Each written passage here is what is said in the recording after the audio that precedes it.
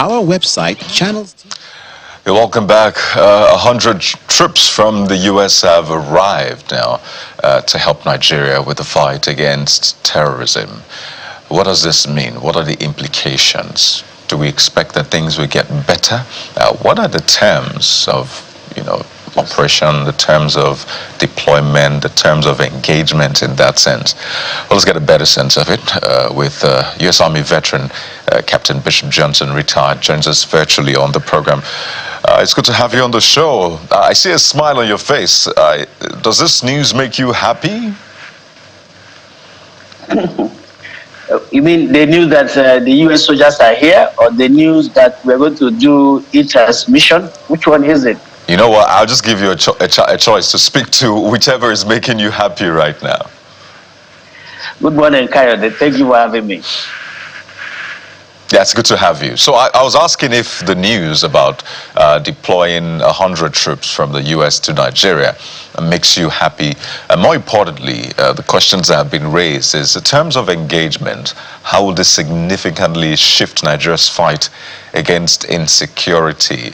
Are there some terms and conditions that you're looking at and you're wondering how will this work? I mean, from your own perspective and background, that is. Okay. I think I will be happy if, at the end of the day, Nigerians will be able to go about their normal daily activities without being hunted down, kidnapped, killed.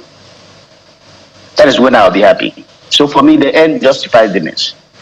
Now, as far as the terms of engagement, from what we have heard from our own government and our military hierarchy, that even from the US, is that they are here to do what is called ADT, advise, direct, train, and also to engage in surveillance activities. We have always been emphasizing that part of the problem that we have in dealing with this multifaceted insecurity we have in this country is lack of intelligence.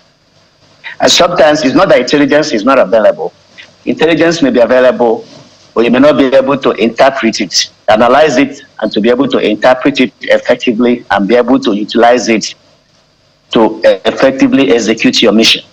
And so from what I understand, after hearing from both the Nigerian side and the US side, that they are here to assist us with intelligence, also advise, direct, and train us, so that we can be a better force to be able to deal with this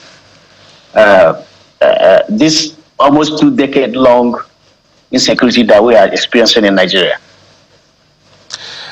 Well, some will tell you that Nigeria has or should have one of the best military in Africa, really. And you've seen all of the work that Nigeria did with ECOMOG, with peacekeeping on the African continent, supporting other countries.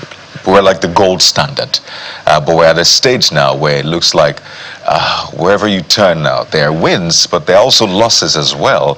At some point, it looked like they were overwhelmed by all the different attacks from the northeast to northwest, now north central. Even we've had parts of southwest even impacted as well. So yes, this is good, but is this really the solution, the long-term solution that we need to ensure that our military doesn't just go back to its past glories, but is even much better? Because, I mean, it's the age of AI now. Things have moved on really fast.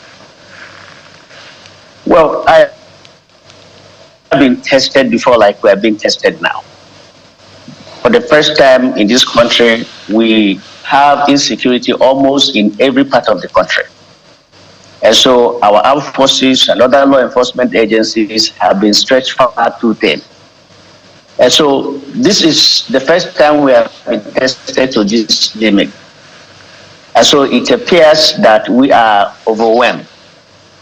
Now, you've talked about our exploits in ECOMOG. Now, we are dealing with a different kind of situation now. We are not dealing with conventional forces where you know who your enemy is, probably where their locations are, their dispositions, and what better weapon you can apply.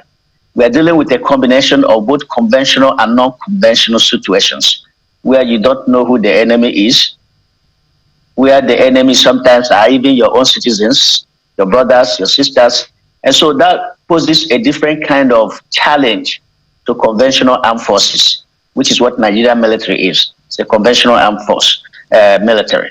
And so that is the problem that we are facing. And when it comes to non-conventional situations as the one that we face, countries have always worked together. No country has been able to effectively deal with, terrorism on their own and be able to dismantle them without any form of help from elsewhere, either in terms of personnel or equipment or even intelligence. Even the US does receive intelligence from their allied partners. And so what is happening in Nigeria, as far as I'm concerned, is not out of the ordinary. It's something that other countries have also received and will continue to receive. And so my hope is that this is sustained to the point where, as I stated earlier, Nigerians will be able to move about their normal daily activities without being kidnapped or without being killed. I think that's the expectation of everyone. Life is becoming too cheap because we just hear these deaths and we forget that these are human beings, these are people's relatives, parents, we can go on and all of this. So let's do some quick analytics as to, you have experience in the United States Army, and I think the chief, either the defense minister, I'm not sure who now, but I think it should be the defense minister, has spoken about the need for the capabilities in terms of equipment. He said the men are on ground for essentially two things, not for combat, for training, for equipment that we don't have. They even have satellite that they can use for imaging and track some of these people and their movement and all of that. What kind of training, since this is more of an asymmetric kind of warfare, what for you, from your experience, is going to be the game changer? They've been in these kind of wars around the world, so they have a bit of an experience.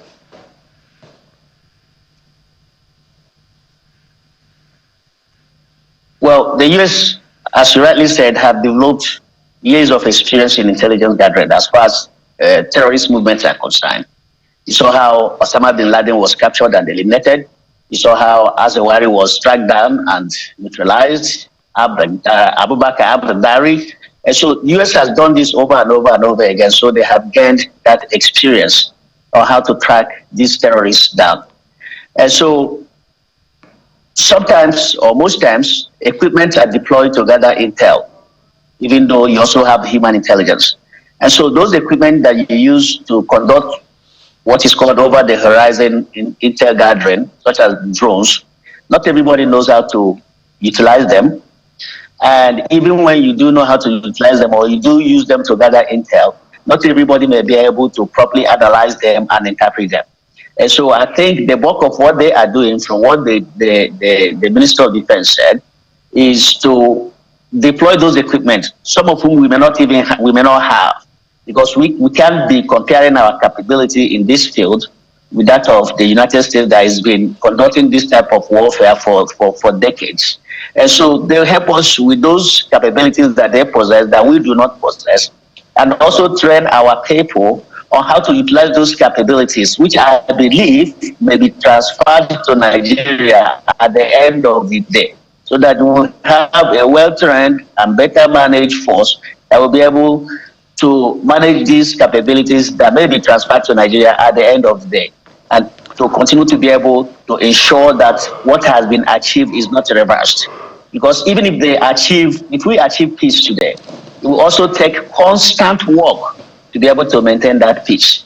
And for us to be able to do that, we have to have a capable armed forces that is ready to continue to maintain the peace by doing exactly the same thing that the US is training them to do now, and even improving on it. I want to ask you a question that I feel is difficult, but I want to leverage your understanding of how the military works. It's an asymmetric war, too many tentacles around this war, some economic, some is religious, some is geopolitics. It's a mixed bag of certain kinds of complexities, depending on where you're looking at. In fact, there are names: terrorism, banditry, all kinds of names. In terms of timelines and milestones, given our reality and what we're capable of as a people and as a country in terms of our sovereignty, is there a possibility that we can look at the next 5 to 10 years to end this mess that we're in?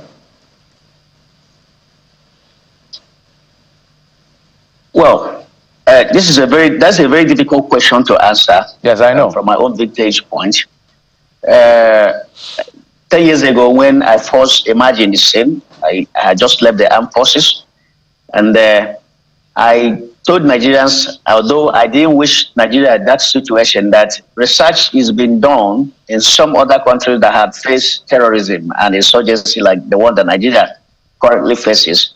And their conclusion was that it takes almost, on the average, 20 years for them to be able to free themselves from such challenge. Now we are close to 20 years counting, and it seems that for every one step we take forward, we are taking two backward. So it will be difficult for me to say that this is where we're going to be in 4 years or 3 years or 5 years, because the threat continues to evolve and the dynamics continue to change. If this collaboration between the US and Nigeria is sustained and is even deepened more in terms of training, in terms of funding, in terms of military assistance, and we continue to move in a positive trajectory where we are tracking down these bandits and we're neutralizing them, I think we may get to a point where we may say that, look, they don't have that capacity to be able to threaten the state of Nigeria. But at this time, it will be too premature for me to be able to predict, because we have to see how these things progresses for us to be able to make such analysis and determination. Well, I think this is a story that we're following closely, and ultimately I think the big picture for everyone is an end to insecurity in Nigeria, with support from wherever you can get it, really. Hopefully we can end this once and for all. But I want to go back to that question. How do we ensure that we build a military that even after this, I imagine that the US will not stay forever, except, I mean, there are other things in the works. But how can we build a military that will last, a military that others can look to and say, well, we need help from you? In terms of the manpower itself, we still don't have enough numbers. We don't have enough boots on the ground. In terms of the platform, I mean, the big one on welfare as well. So we can get help from across the world, but the help will not stay forever. We'll still have to face our demons at some point. You are quite correct. As a matter of fact, I am writing an article right now, which I hope to publish in a few days, in which I am advising Nigeria to be able to look inward, because as you rightly pointed out, this external assistance that we are getting is not going to last forever. And no nation becomes great by depending on external assistance. You must be able to develop your own capacity internally. And Nigeria has everything it takes to be the true giant of Africa. We're supposed to be the China of Africa. We have whatever it takes, both in terms of population, in terms of mineral resources, everything that is required of us to be a great nation, especially at this time of great power rivalry, where the Western dominance of the global stage is fading away, and you have this multipolar world. I don't see why Nigeria should not be the China of Africa, where everybody will look up to. But for us to be able to achieve that, first and foremost, we have to be able to grow our economy, because you cannot have or sustain a powerful army if you don't have a strong economy to back it up. At the same time, you also need a powerful army to be able to grow your economy, because you have to have powerful navy that makes sure that all the shipping lanes are clear and there are no pirates that are terrorizing economic activities in the sea. So we have to look inwards. We have to grow internally. We have to use our people. The greatest asset we have is not our crude oil, is not our gas, it's our people. We have to put our people in that position, and we have them. We have the brains, we have what it takes to be able to have our own renaissance, right, where we grow our country and become the China of Africa, so that we are not putting ourselves in a position where we have to be looking for assistance from either China or Russia or the US or right, Europe. That will not make us a great nation. Only be great if we take care of ourselves and do what we need to do. Well, we have what it takes. Everything is there. Right. As they always say, no one is coming to save you at the end of the day. They may come temporarily, but you have to do the hard work. Retired Captain Bish Johnson, we have to thank you for your insights on this whole important matter. It's something we're following, both at the military level and, from Nigerians as well. So thank you for your time. Thank you for having me.